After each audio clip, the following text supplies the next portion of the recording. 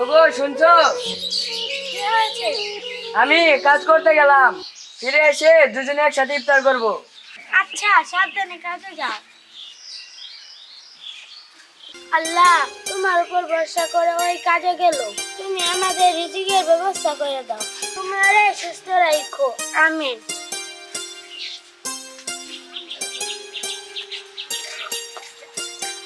এই যে বাসায় কেউ আছেন?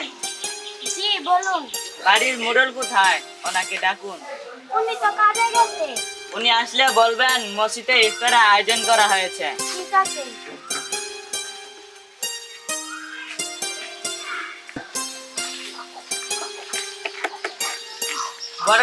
বড় সাহেব বাসায় আছেন?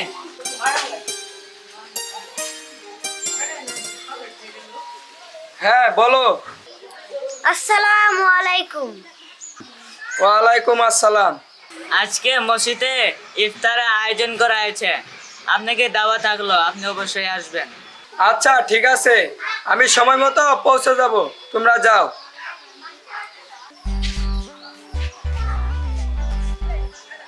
বড় সাহেব দাঁড়ান। কে? ও তুমি, কি বলবা বলো। বড় সাহেব, ইফতারের দাবাত কি সবাইকে দেওয়া হয়েছে? হ্যাঁ, তুমি চিন্তা করো না, সবাইকে দাওয়াত দেওয়া হয়েছে।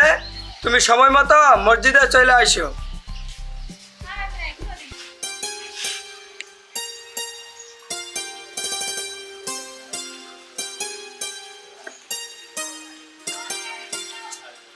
বাবু, একটা কাম হবে?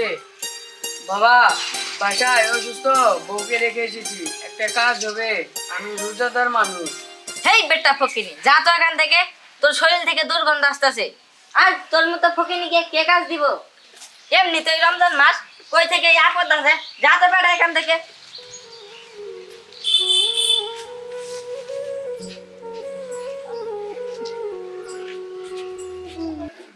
গো, তুমি আইছো? হ্যাঁ গো, এখনকার মানুষ আর মানুষ নাই গো। মানুষ এখন পশু হয়ে গেছে, কাজ তো দেয় না, বরং মেরে তাড়িয়ে দেয়। ওগো, আজান দিতেছে, চলো নামাজ পড়ি।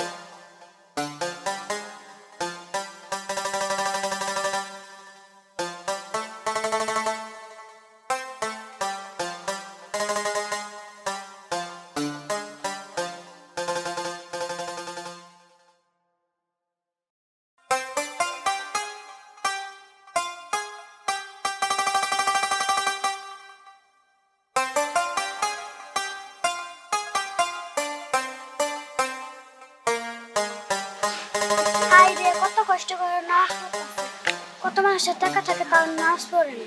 আল্লাহ যে নগদের কবুল করে। দেখ দেখ ভাই, ওরা রোদের মধ্যে কত কষ্ট করে নামাজ পড়তেছে, আর আমরা নামাজ পড়া বাদ দিয়ে ঘুরতেছি। চল ভাই, আমরা নামাজ পড়ে আসি। রমজান মাস, নামাজ মিস করা যাবে না। চল ভাই, আমরা নামাজে যাই। হে আল্লাহ, আমরা তোমার পাপী বান্দা, আমাদের নামাজের মধ্যে যদি কোনো ভুল হয়ে থাকে, আল্লাহ তুমি মাফ করে দিও, আমিন। আপনারে ইফতারে দাওয়াত দিছে, আপনি ইফতার শেষে আমার জন্য নিয়ে আসবেন। ঠিক আছে, তুমি থাকো, আমি গেলাম। ইফতারের সময় হয়ে গেল, এখনো তো কেউ আসলো না। ওই যে একটা মানুষ আইতাছে। যান ভাই, ভিতরে যান।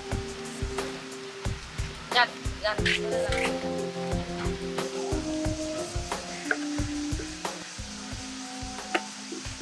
এই ফকিনি, তুই কই যাস? তোকে আসার অনুমতি কে দিছে? তুই এত সাহস কই থেকে পেলি? না না, আমি তো ইফতার খাবার আইছি, আমারে দাওয়াত দিছে। তোর মতো ফকিনিকে কোন শালায় দাবাত দিছে? এই শালা ফকিনি, বের হ এখান থেকে। ও মা গো, মাইরা লাইলো গো, বাবা গো, মাইরা লাইলো। কিরে, ওকে মারছিস কেন?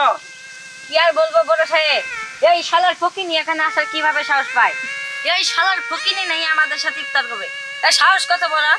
শুন ভাই, এই দুনিয়ার মালিক যিনি, তার কাছে ধনী গরিব টাকা পয়সার কোনো মূল্য নাই। মূল্য রয়েছে শুধু তার কর্মে, যার মাধ্যমে মানুষ দুনিয়ায় অমর হয়ে থাকে, হোক সেটা ভালো কাজ বা খারাপ কাজ। তাই আমাদের উচিত এই রমজান মাসে আমাদের খারাপ অভ্যাসগুলো পরিত্যাগ করা।